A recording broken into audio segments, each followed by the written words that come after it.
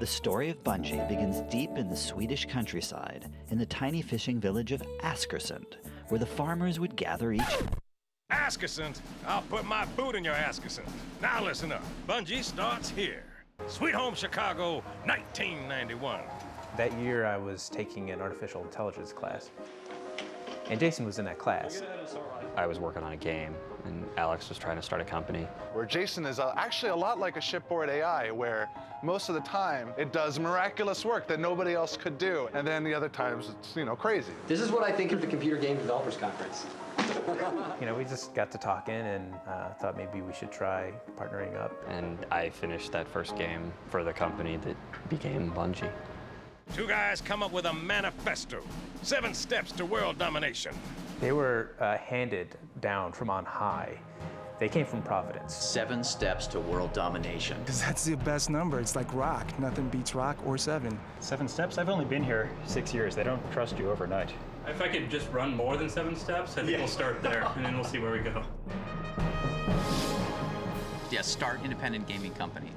Is there an addendum that says remain independent? Because we should have put that in there. Bungie Studios started properly in 1991. We tried it out and it worked really good. We just kept going. Every time you eat a piece of pizza, you have to cross something off. Right? But it was kind of like, being in a band, because it was our lives, 24/7. We didn't have any idea what we were really doing. I think Tunster needs to get the shaft. There are a variety of ways one can get the shaft. Getting rid of the shaft, that's a trickier proposition. Every 2 weeks, someone's gonna get the shaft. So, Harold, you are the proud owner of the shaft for the next 2 weeks. Well, the name Bungie is actually a very dirty, dirty joke. Well, it's a punchline of a very dirty joke, which I'm afraid I can't reveal. I can't talk about why the company's called Bungie. That's top secret stuff. The original Bungie offices, which you can see across the street, brown brick building there, we occupied the 2nd floor.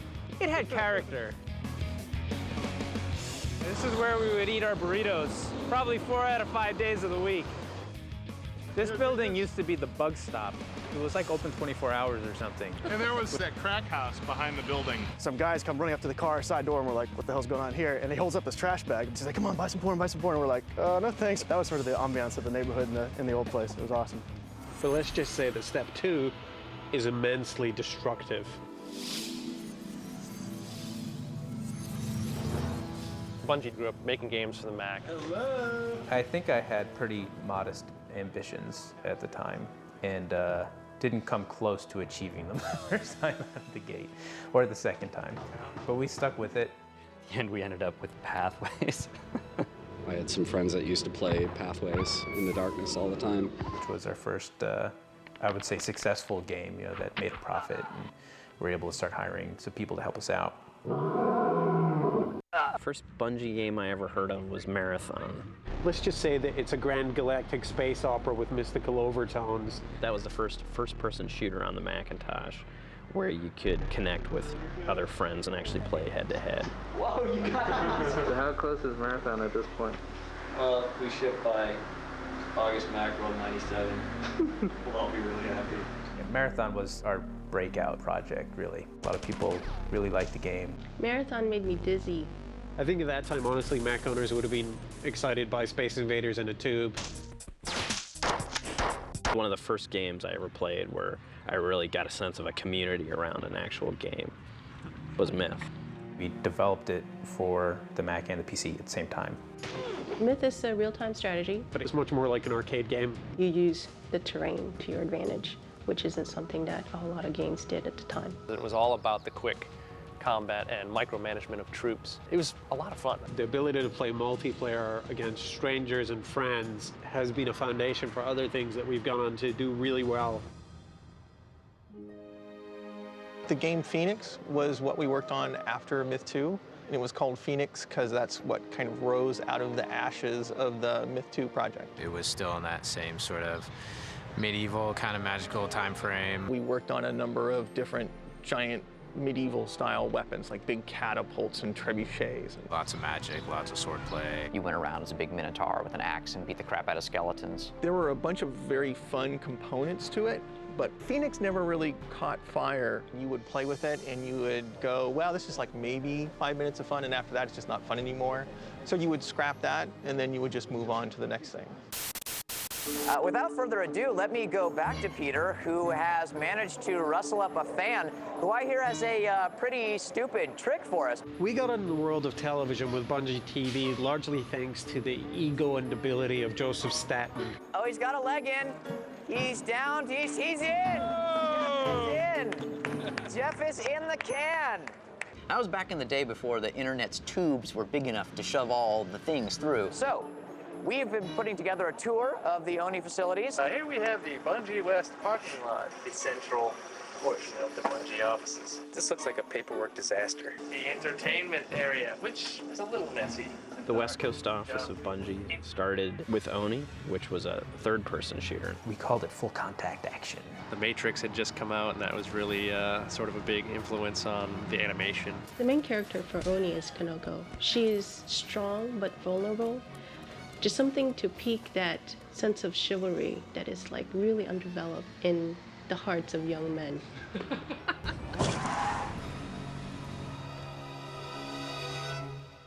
Step 3, you cut a hole in a box. Some people think that's step 1, but to me it's step 3. Yeah, nothing says killer, hardcore, rough and tumble like Halo. Paul Russell is the father of Halo. I came up with the name Halo, and it was not received well. Jason was leaning more towards Redshift. Covenant was one of them. I thought it sounded like a bad 80s hair band. You know, Covenant. Halo is an epic journey to save humanity from a terrible menace. That's all it is. That's good. They should put that on the box. It was going to be really important to Microsoft to have games for the Xbox. That's what was going to make or break it. We got very excited about the opportunity to be a launch game on a platform. I remember seeing just a single texture on a wall with a flashlight going, wow, this is going to be awesome. And it was way before the Xbox even looked like the Xbox, and way before Halo even looked like Halo. That's the first version of the Warthog, I guess, huh? Yeah. Man, this isn't Halo, dude. Man, this is really, really old. We had a huge map for a continuous RPG game, and for that we had an RTS. And then next thing you know, it was a third person, and we were playing it in our office. People probably want to know why we switched from third person to first person. Jason again. Yeah, it's damn Jason, man. That's what happens when your lead is a crack addict. Oh, dang. Yeah, Halo depended on a lot of that early wandering. And we never really knew how people were going to receive it. Like 6 months before we shipped, we went to E3 with a build of the game, and nobody liked it. You know, people played it and they're like, frame rate's not so good.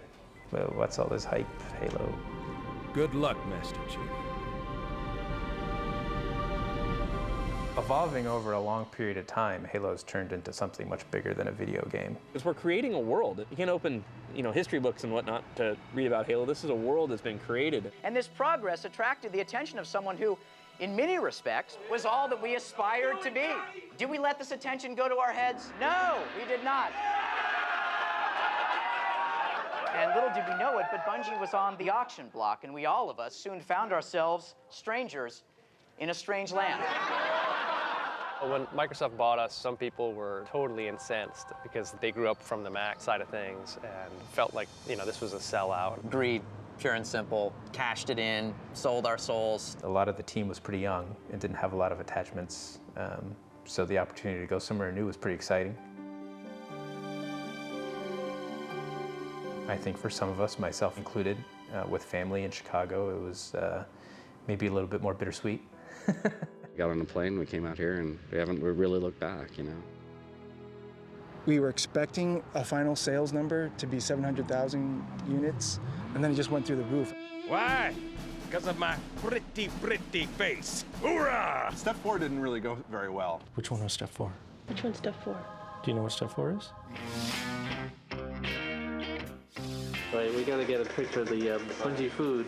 I know back in the day in Chicago, there was a very infamous Chinese food restaurant we used to order from. They used to just deliver us crazy amounts of Chinese food all the time. What's this crap? That looks good.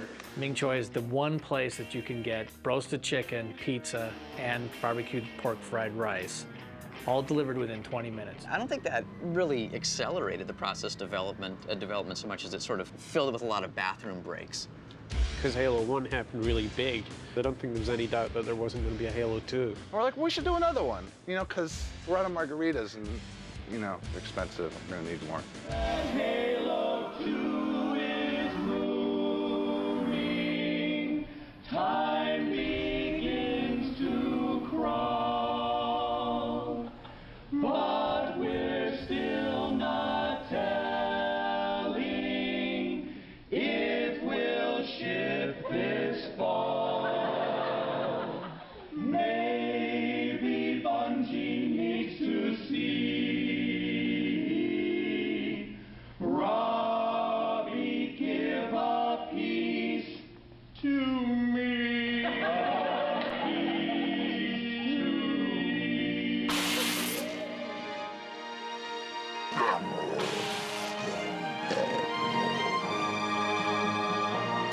Bet you can't stick it. You're on. Halo 2 led us to step 5 of our plan for world domination. We were supposed to get the orbital defense station. That was step 5. I forget step 5. But Microsoft said that if they're going to build an orbital space station, that it's going to be running Windows, and we didn't want to be going up there. Oh, it's been recovered. We're trying to move on to giving it away. Ling Ling is a severed dog's head in a jar. One of the guys from the Chicago office had a roommate who was a medical student, and he brought Ling Ling home as homework. He moved out and left Ling Ling behind, and she's been here ever since. Of all the Chicago traditions we should have left behind. The last thing you want to see when you pop open your closet is a severed dog's head. Other people just run away or barf. But Ling Ling's head, if you have faith, it's going to help us dominate. If you want to dominate, try this puppy. There were a lot of reasons that it was important for us to move to another building. One is that Bungie is all about having its own identity. It was because of the parking, man. I mean, now they have valets, so maybe that would have changed things. A lot of people just felt like we were just part of the Borg. There's definitely a great deal of love between Bungie and Microsoft. And when Microsoft hits us, it's because it loves us. They made us walk like 200 yards to the bathroom. Being in this sort of stale cube farm type environment isn't very conducive to being creative. Like Matt Noguchi would sprint all the way to the bathroom and just barely make it. I mean, barely. Like, that's why there's this big puddle of piss in front of the urinals. I think the main reason we moved is we just got bigger. I don't forget how many people we had on Halo 1, maybe 40-ish, and apparently we've got 200 people in the building now. I mean, we're huge. The new place is a lot more like, I think when my dad came to visit, he was like, oh my God, this place looks like the set of 24 or something. It's like a fortress of solitude right next to a Starbucks. Well, it is a little dark. A cave is a good description for it. The interior is like a big, giant, open pit. We like the big open office environment because we think that communication is very important. This is the Bungie coat of arms. Basically, the Latin says, don't make us kick your ass. All I gotta say is we're on Halo 3 right now. That's all. Halo 3 has been pretty much freaking awesome from the beginning.